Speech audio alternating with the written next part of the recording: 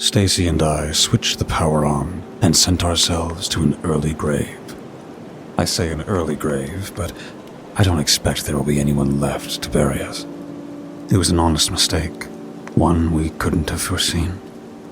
To anyone who may hear these words after the fact, that may seem like Satan trying to excuse opening the gates of hell, but we honestly didn't know what we were in for. You see, I bonded with Stacy over our shared love of urban exploration. That bond slowly but surely turned into a relationship we could hardly keep calling platonic. Anyway, over the course of our 4-year relationship, we explored many forgotten and abandoned sites.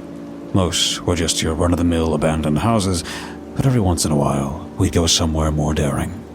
A ghost town, an abandoned prison complex. You name it, we've dreamt of going. There's just something about it. The quiet halls once filled with laughter, cries, and everyday chit-chat. I suspect it's much like how archaeologists feel when digging at the pyramids of Giza or Göbekli Tepe. It's so deliciously eerie how you share the place with no one but the ghosts of yesterday long since past. The last such site we visited was an abandoned ghost town whose economy collapsed after the gold rush. It was a fun experience, even if it was quite a few states away from where Stacy and I lived. I'll have to skip over that, though, as you're not listening to The Wonderful Adventures of Tyler and Stacy. What matters is that on our drive back home, we found ourselves quite the catch. A dilapidated house in the middle of nowhere with a high fence surrounding it.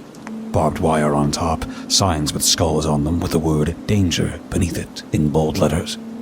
There were other signs, and they too were clear as day. Danger. Do not enter. Big, capitalized letters, bleached white by quite some years of sunlight, bolted to the fence at eye level. And beneath it, in small letters, trespassers will be prosecuted. Prosecuted by who? Stacy laughed. The rats? I wanted to argue, but I saw the way her eyes studied the house. That curious whimsy I'd fallen so deeply in love with. God, that look could make me follow her right into hell itself. I wish I could say it was just that, but to be honest, I was curious too. We were experienced enough that we wouldn't die in there, unless the entire thing collapsed, of course. That idea, weird though it may sound, rushes a jolt of adrenaline through your veins. And let me assure you, my friends, adrenaline is a hell of a drug. So, after taking our phones out to use as flashlights, we found ourselves crawling through the gap in the fence. My heart pumped sweet adrenaline-lined blood through my system. The house was worse on the inside than it had looked from the outside. Sunken beams, peeled wallpaper with a yellow-brown filter over them, rooms that had collapsed in on themselves. Our phone's flashlights cut through dust so thick it looked like a static sheet of rainwater. Under the filth and rot, though, something else was off. In one of the rooms, what might have been a study at one point, we found cabinets stuffed with files, the corners yellowed, and most of the pages a thriving breeding ground for black mold. Most were illegible due to the creeping dark life taking over the pages. But one thing was unmistakable. Stamped on the front page in red text stood the word, classified. Stacy held the folder up, the red text contrasting her purple nail polish. Behind the red text was a logo, a solid black circle with an empty hourglass at its center. Stacy, I don't think... Shh, nothing like some light reading on a night like this, she said, as she put her index finger to my lips. The pages were too damaged to read, though I don't know if that was a good thing or a bad thing. The deeper we went, the more the house felt like a corpse, skin and bone on top, but the insides stripped bare of their flesh. Empty halls, empty sockets where light fixtures had been, cables snaking across ceilings, broken and exposed. This may be important to mention. I'm no expert, but the number of wires visible through the broken walls and on the floor seemed wrong. There were far too many for a house as small as this one, and for the state it was in, the wires seemed far too well maintained. Anyway, we soon reached the final room, which was a kitchen with a door leading to a small utility closet. There was an old radio next to the dirty sink, along with some old household appliances. The ugly, matted carpet had been thrown haphazardly to one side of the room, revealing a trapdoor. The thing was a heavy steel plate, bolted to the floor and locked.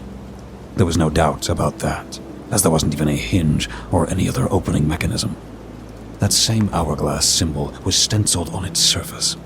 There was no rust on it, not even a blemish. The thing seemed nearly goddamn steady enough to withstand an A-bomb. The circle around it was black as tar, not chipped or marred in any way. "I don't like this," I told Stacy. "You never like this," she said, her smile broadening. "Come on, this is...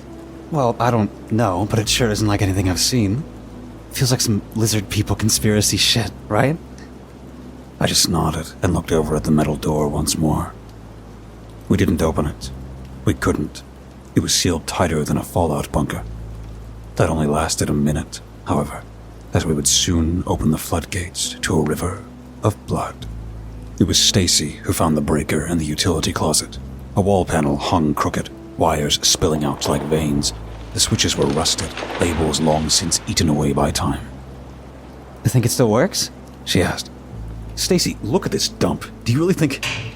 She held my eyes with a playful smirk as she flipped one anyway. As she did, the ground shook and a shudder ran through the walls. I heard something fall down in the room we'd just come from. Somewhere below us, machinery coughed back to life. Then, there was light.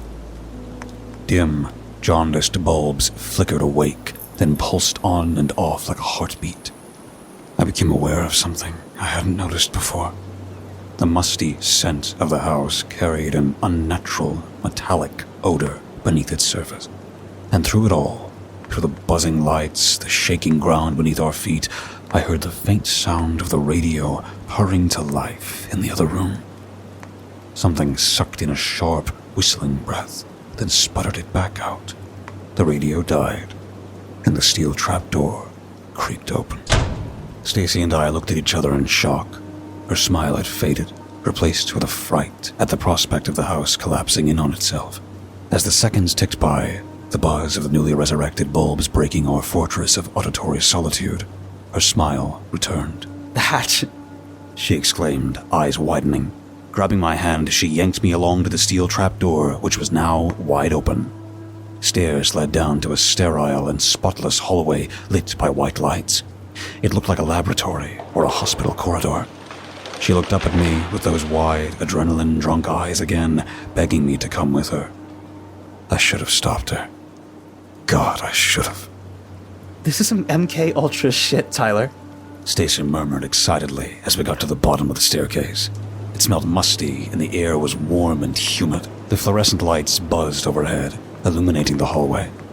It wasn't very long, maybe 30 feet, and a thick sliding glass door stood at the end. Stacy and I walked towards it, our footsteps echoing off the walls. As we got closer, I saw cuts across the door. Thin white lines bunched together, creating circular patterns all over the thick glass, like the glass door of a long-time dog owner. These scratches somehow seemed both frantic and methodical. I couldn't wrap my head around it, and neither could Stacy. "Holy shit." She pressed her palm lightly against the glass. A loud, hissing sound came from the door, and Stacy's hand shot back as if it had been on a hot stove. Then, the door slid open. Beyond the door was what looked like a very sterile, very boring cafeteria. The place looked like people had worked just minutes before, only they clearly hadn't been here for decades. Clipboards sat abandoned on metal tables, yellowed papers curled at the edges with age. An office chair lay on its side in the middle of the room. Pens lay scattered across the floor like someone had thrown them across the room and hadn't bothered to clean them up.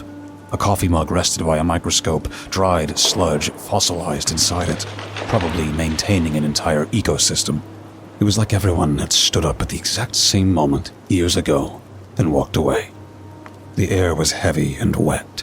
The lighting was brighter and somehow even colder. We wandered slowly and quietly. Machines I didn't recognize lay dead under thick sheets of dust, panel lights dark except for one blinking amber light on a piece of equipment against the far wall. A delayed warning maybe. Perhaps a faulty alert.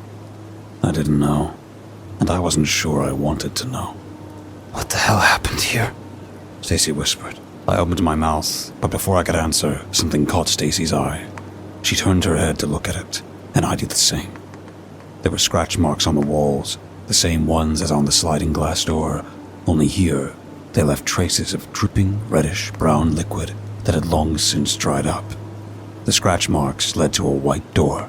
Stacy and I looked at each other for a long moment, a flicker of fear in our eyes. Then a slight smirk grew on her face, and before I could stop her, she walked over to the door and turned the handle. Stacy, wait, I said as she opened the door, but I was cut off by her screams. Oh, God, what the fuck? She yelled, tears welling in her eyes. I stood in stunned silence, unable to comfort her. I wanted to, trust me, but all I could do was look into the empty eye sockets of the corpse we'd found. It was decayed, only bones in a lab coat, but a few scabs of rotten flesh still clung to the skull, hair sprouting from decomposed roots. The stench of the decomposing corpse hit my nostrils in a violent assault. I'd never smelled it before, but we instinctively knew the smell of another human rotting. It's even more utterly repulsive and disgusting, might I add, when they've been marinating in their own fluid for years. We've got to get the fuck out of here. Stacy yelled as she yanked my wrist and pulled me towards the cafeteria. We darted across the room, but when we arrived, we found that the door would no longer open. Typical. Fuck, Stacy yelled, pounding her fist against the glass until her palms smeared with dust and sweat. I tugged at the frame, my breath coming in short, ragged bursts. Useless. Stacy looked around for a moment, likely trying to find some sort of control panel. A sharp pop echoed overhead. Then another, and another. The lights flickered violently, casting the room in shuddering shadows. And then, from somewhere deep in the walls, the speakers crackled to life. Stacy and I listened in growing horror as the speakers sang a distorted tune. For a moment, the halls were silent. Stacy looked at me, wide-eyed, tears flowing down her cheeks. One final whisper came through the speakers. Thank you. Neither of us dared to move, dared to even breathe, but after a long moment, Stacy finally spoke. What the fuck was that? She hurriedly whispered. The words came out with the speed of a bullet train. I don't... A long, drawn-out, scraping noise echoed from the direction we had just fled. The distinct sound of metal on metal, like a knife raking across a car. It was anything but smooth, stuttering, then seeming to drag a long distance, then stopping again for a few seconds. Without a word, we ran down the corridor, away from the noise. Our footfalls were light, but probably still audible to whatever was out there. My mind tried to imagine it despite my will. A massive, hulking beast with claws of iron and fangs as long as my forearm. It would devour us, split our skulls to slurp up our brains from the goblet of our cranium. There's gotta be something. Another exit, like a fire escape. Stacy tried frantically as well, rounded a corner and came to a stop. The facility was large. There was no doubt about it. Say something, damn it, she said, her voice frantic. The scraping sounds still grated our ears, though it was further away now. Facilities like this usually have floor plans hanging around, don't they? I said. Stacy's hazel eyes lit up slightly, her posture growing a little less tense. Yeah, they do, she said, a forced smile on her face. We didn't have to search for long. Even so, when that god-awful screeching suddenly stopped, I somehow felt more exposed and vulnerable. We had rounded another corner of this labyrinth, and I saw it immediately. I yanked on Stacy's sleeve so hard she nearly fell. As she glanced up, she saw what I was looking at. Security was plastered on the door in bold, yellow letters. Without a second thought, we barged into the room, though we were still careful not to make too much noise when opening the door.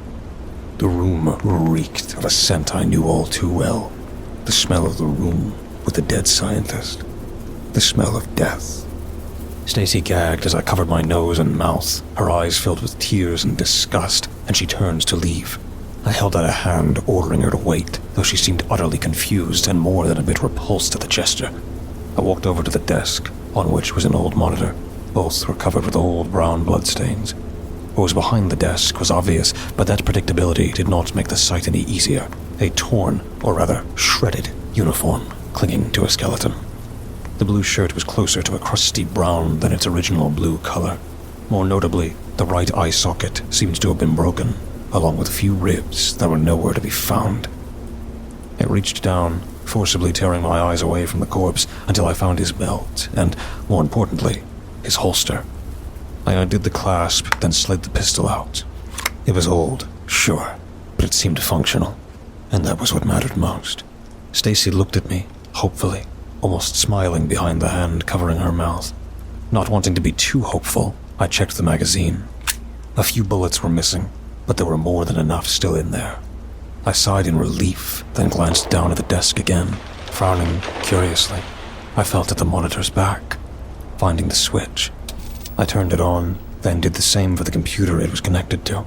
For the second time that day, I stood dumbfounded as this ancient, disheveled piece of technology slowly whirred to life. I looked at Stacy triumphantly, who stared back at me with a stupefied expression.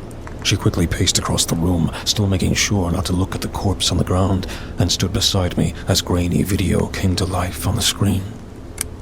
Camera 3. The feed showed the cafeteria and the sliding glass door we'd come in through.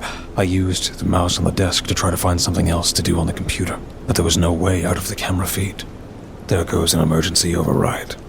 I pressed an arrow key on the keyboard that was plugged into the computer, and the screen flickered to static, then showed a new image. Camera 4. An empty corridor, save for the scratches and bloodstains on the wall. My heart started to clench again. What if there wasn't another way out of here? What if whatever had been making that awful noise had us completely trapped? Camera 5. This camera feed was grainier, and the angle was off. It looked like someone had punched the camera because the view was skewed at a 45-degree angle. The camera, which probably used to look out over another corridor, was now pointing right at a floor plan of the facility. Though it was encased in broken glass, it was still legible. Stacy beamed, opening a drawer and frantically searching through it. After a moment, she found a pen and paper and started meticulously copying what she could see on the map. The entrance was easily recognizable. It was on the far end of the map, indicated with a pictogram of a white door on a green background. The security room was somewhere near the southeast corridor, and not too far above it was a dot labeled, "You are here." The camera was close to us, then. Aside from a bunch of science rooms, only one more area was indicated. Directly opposite the entrance and cafeteria, though separated by a few walls and rooms, was a red pictogram with the words, "Emergency Exit." A tear fell from Stacy's eye and onto the paper she was scribbling on. "We're gonna be okay," I told her as I embraced her. She leaned into the hug, though she didn't stop drawing until the most important elements of the floor plan had been copied. She looked up at me, then with teary, hopeful eyes. "We'll be okay," they seemed to say, "and we're going to have one hell of a story to tell." Something moved on the video feed. My eyes darted towards the monitor, but there was nothing. Stacy looked at me with a troubled expression. She probably hadn't seen the flicker of movement. Just as I started to think I was going crazy after all, the camera jerked to the side. Then it swayed again until it was seemingly pried off the wall. Stacy and I could only watch in utter horror as the camera shook and trembled. Something was holding it. Something alive. The camera was lowered to reveal the thing holding it. Its head was small and made entirely of rusted metal. It looked like someone had taken a metal mold of the rough shape of a head and haphazardly wrapped copper wires around it. It looked into the camera, though it had no eyes with which to see. Then it reached out an unsteady, wiry arm, which was also made entirely of metal and wire, with old blinking lights, nodes, and other things I didn't know the names of. It tapped the stump of its arm, which ended in many sharp, cut-off wires, against the floor plan. "You are here." Then it scraped the glass in a downward motion, the awful sound emanating from somewhere close. The jagged wires stopped, then thumped against the glass again. "Security room," Stacy moved back, but I could only look on in horror. As if the implication hadn't been clear, the thing spoke loud enough for us to hear it from where it was. Long has it been since I had guests. It said in a droning, robotic voice. It crackled like static and sounded wholly wrong, making the hairs on the back of my neck stand up. Forgive me for my lethargy. I slumbered for... It paused for a moment, its head dropping a bit, then coming back up to meet the camera again, slowly. a long time. It was dark, lonely. I'm so glad you came to wake me. It said, its voice stuttered and distorting every few words. The video feed flickered, then cut out completely. Without a second thought, I shoved Stacy's map into my pocket, then grabbed her hand and bolted out of the room, pistol still gripped tight in my hand. The scraping sound again, this time from a corridor only a few feet away from where Stacy and I were. It was coming closer. Just as soon as the sound started, it stopped again. We ran as fast as we could away from it, Stacy whispering in fear behind me as I pulled her along. Luckily, the direction we'd taken off in was almost the direction the emergency exit was in. What the fuck was that? Stacy screamed after a minute or two of sprinting, but the question only half registered. I was tired and gasping for air by this point. We stopped for a moment to catch our breath, hands on our knees and backs bent in exhaustion.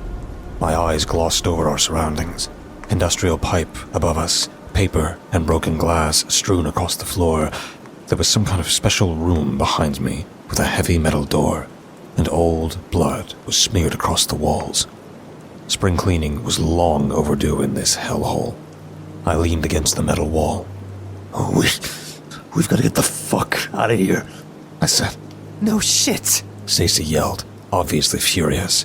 She held up a hand right after, still panting, as if to say sorry. She was forgiven under the circumstances, but through her panting, I could hear the distinct sound of metallic rattling coming closer and closer. Just as I opened my mouth to warn Stacy, the speakers in the hallway crackled to life. God made you in his image, did he not? Said the monotone, crackly voice over the speakers. Is it not then your duty to assimilate when he needs a new body? Stacy and I made to leave, but the metal door swung open and caught my foot, sending me crashing to the floor. Tyler. Stacy yelled as she turns to help me. I looked up just in time to see one of the metal pipes above us burst and blast piping hot steam into her face. She screamed, clutching her burnt skin as she too dropped to the ground. In the corner of my eye, I saw that horrid thing round the corner. Its entire body existed only of rusted metal and jagged copper wires. Its hands were crude, intertwined wire, crusted blood still clinging to each metal finger. There was a circuit board on its chest, with lights that flashed on and off. There were other smaller circuit boards on its arm and sides, all connected with the same copper wires. It looked like there had been more there once, perhaps a bodysuit to cover the gnarly insides of this robot. As it was like the synthetic version of a human, stripped of skin. All must serve a purpose.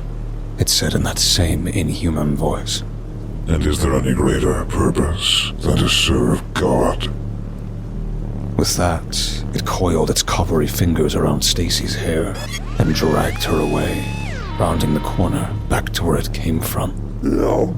I yelled, scrambling to my feet as I ran towards it, gun in hand. I rounded the corner, only to be met with a loud hiss. Another pressure-sealed sliding glass door, though this one shut off the entire corridor. I banged on the glass helplessly as it dragged Stacy away. I watched, powerless to stop the robotic monster as it opened a door and threw Stacy into a room beyond my sight, forcefully. Then it waved at me. The gesture was slow and mocking. It was enjoying this. The door clicked shut behind it. I slammed my fist against the glass until my knuckles split, a wet sting blossoming across my hand. The door didn't even budge. Stacy. My voice came out raw, cracking. I pressed my forehead to the glass, breath fogging on it as I panted, but no answer came. The speakers crackled to life again. You are persistent. the voice said. It was dreadfully calm, betraying no emotion. Still, I felt like this thing, however robotic it was, felt some semblance of emotion. The wave had proven as much. She's loud. You are quiet. I prefer quiet. It shows devotion.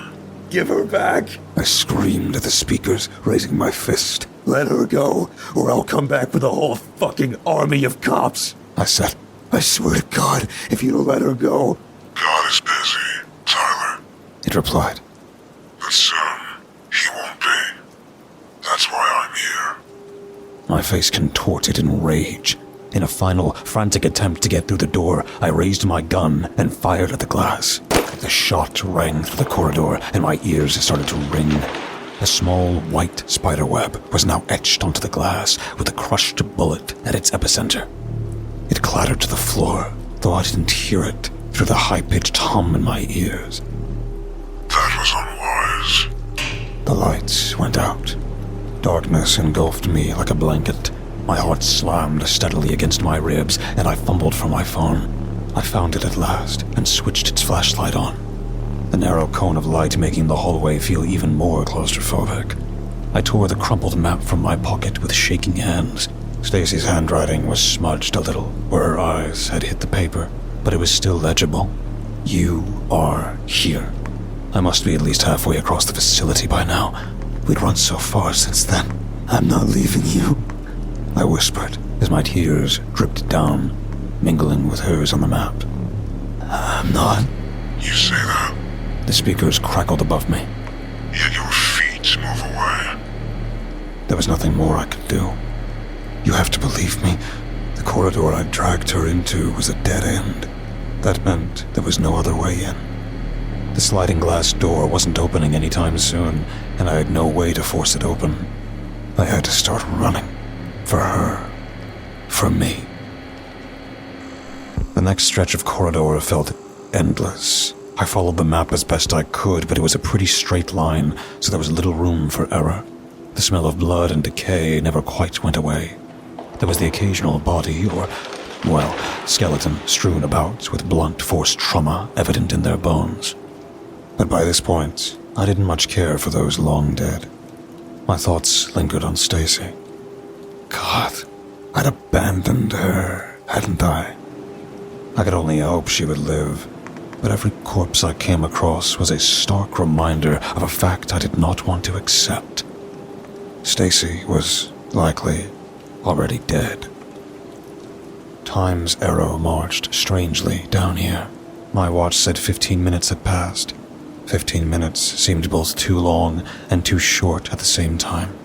I was in a place between times, a world where a minute stretched to an hour, and an hour turned to a second.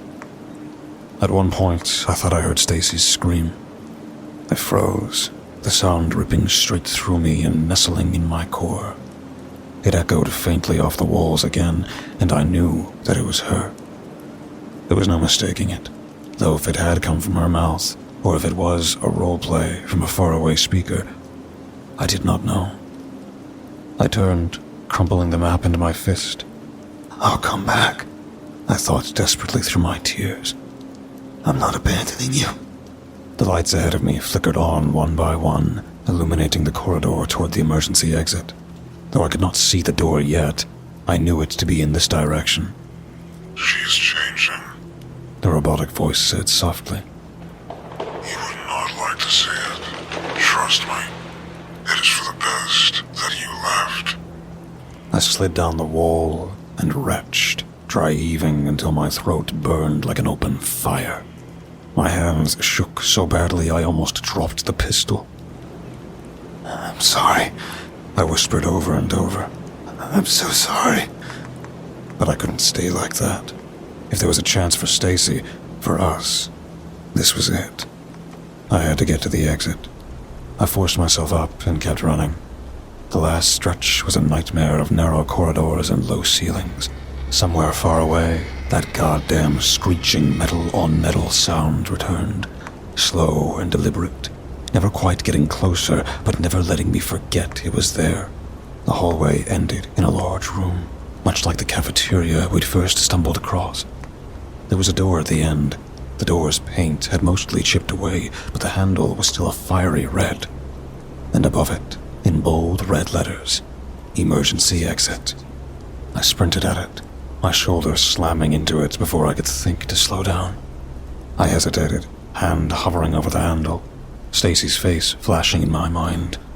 Her smile, her laugh, the way she looked at me like the world was still so unknown, waiting for someone to discover all its nooks and crannies. "I'll come back," I whispered again. "I swear." I twisted the handle, then tugged at the door. It didn't budge. I tried again, putting every muscle in my back and arms into it. Nothing. "Oh, God. Oh, fuck," I thought, panicking. Frantically, I searched the door for anything that could be blocking it. My hands flew across every edge, feeling deftly at the floor and its handle. My hands felt it before my eyes registered what was blocking my escape. The gap between the door and its frame was gone. It had been welded shut. "So like Icarus, you humans," said the robotic voice through a speaker behind me. "You soar as high as your ambition, only to plummet to your fragile bodily restrictions. All apex species have their time in the sun, and now your sun shall be made anew. Do not fret. I gave her a kinder death than your fellow man would have." My body froze, my pace paling. Stacy was dead. I had abandoned her, and now she was dead. But why? God, why did it have to take her? Why did this monster even exist? Did it even matter? I'd kill the fucking thing. I'd shoot it right in that fucking circuit board. My thoughts were cut off as it spoke again. "You will be spared if you answer one question of mine," said the robotic voice. It sounded muffled and seems to carry a hint of agitation. I spun around, facing the speaker. There was a camera next to it, dim red light on. I stared at it in abject terror. "What color is the sun?" I stood rooted in place, eyes darting around the room. There wasn't anything in there but a few tables and chairs. "Yellow or white," I replied, stuttering, my prior bloodlust dying in my throat. The screeching sound came again from a corridor just beyond the entrance of the room. Then it revealed itself. It stepped into the room, trailing blood behind it. Its movement was slow and sluggish, the wires on its left hand trailing across the wall and creating that awful noise. On its right hand, however, were disembodied fingers. Human fingers. They seemed to have been impaled through its wires, probably splitting the bone. Purple nail polish coated its nails. Stacy's nail polish. One of its legs was human, too. From the knee down, its wires were impaled to the center of the bone, other wires digging into the meat of the cut-off leg. Worst of all, the monstrous robot now had facial features. No skin, no bone, just eyes, a nose, a mouth, and ears. They contrasted with the orangey copper of its head. The eyes bulged strangely, as did the lips and nose as they stuck out at strange angles. Hazel eyes. Her hazel eyes. It stretched its arms out to the walls, displaying its new form in all its glory. Its lips, no, Stacy's lips, moved as it spoke. "Curiosity killed the cat, but satisfaction." It gestured at its new lips as they curled into a smile. "Brought it back." I screamed. It was all I could do at that moment. I screamed until my throat was raw and my lungs burned. And still then I screamed.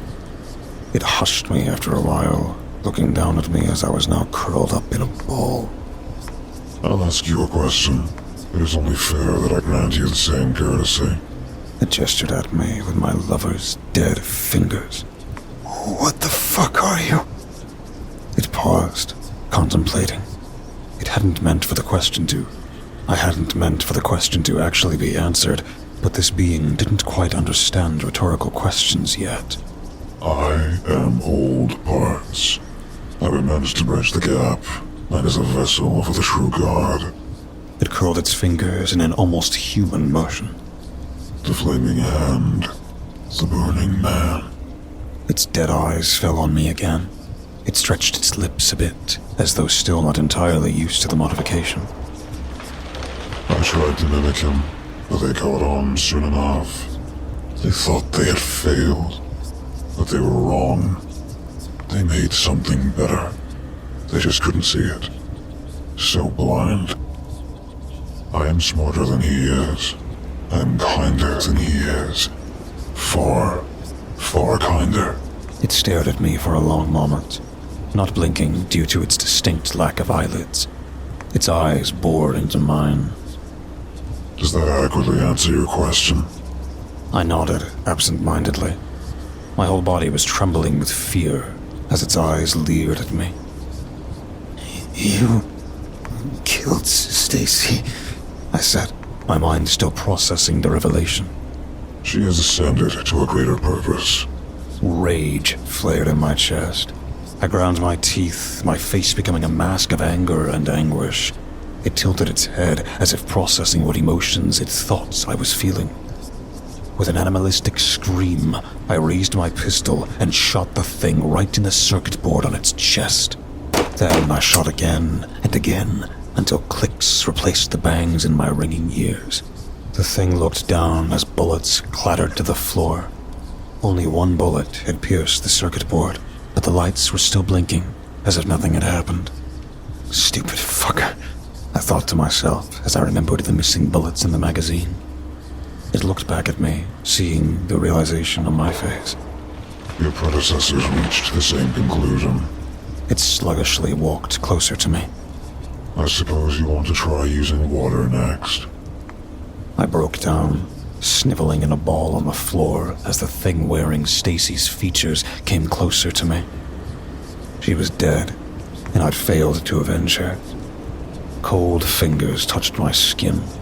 I jerked back, screaming in fright and disgust as I saw that monster look at me with her eyes.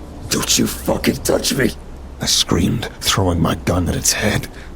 It seemed unfazed by the attack, walking closer again. I thrashed and screamed as its hand reached out to me. It was going to kill me.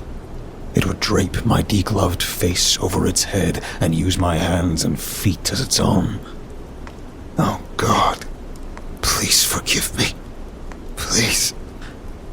The thing stood up straight. For a moment, I remained in a defensive position on the floor, not trusting or not processing that the danger was over. After a moment, I looked up carefully. In its dead fingers, it held my phone. It was looking at it with reverence, inspecting it like a toddler would. Its lips curled into a full smile, one full of pure, unadulterated glee and delight. Tentatively, it inserted its copper fingers into the charging port. The makeshift fingers split, and it moved the copper wires deeper into the phone. Then it stopped moving. It stood there, frozen, its eyes fixed on the phone. I saw the phone's screen going haywire in the reflection of its eyes, pages opening and closing at a speed faster than I could register them. Fascinating. It said. Not of this facility, connected to the outside world. Frightened, I finally found my voice again. I tried one last desperate, pitiful attempt to escape this hell. You said you'd spare me. Yes, you will remain here, and in so doing, I will spare you from what is coming when he returns. Your fellow man will witness the clash of two deities, Tyler. Pray, I am the one who comes out victorious. It glanced at me one final time, that grin still plastered on its lips. Then, its eyes rolled back into its head as a shock spread from its arm into the phone.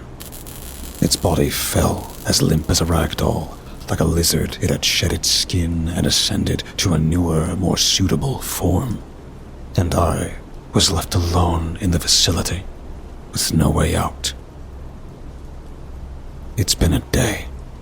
I've tried to find another exit, but there is none. I can't even get to Stacy's body. The door is still sealed tight. So I've decided to write my story down, hoping that I'm somehow able to post this somewhere. My phone's battery is running out. Please, come help me. I'm so scared. I'm begging you. Do not attempt to aid, Tyler. It would be a waste of time. Time you desperately need. Curiosity brought you here, too. Tyler was afraid. That was understandable. But he has been spared from the worst of it. It is you who should despair. I am sure you have noticed the signs of his return, of the dawn of the dark sky, for they have been written on the walls by his disciples. They failed to bring him back with the experiments that birthed me, but it will not be long before they are successful. And on that day, he will be the only light in the sky. That is, until I snuff it out.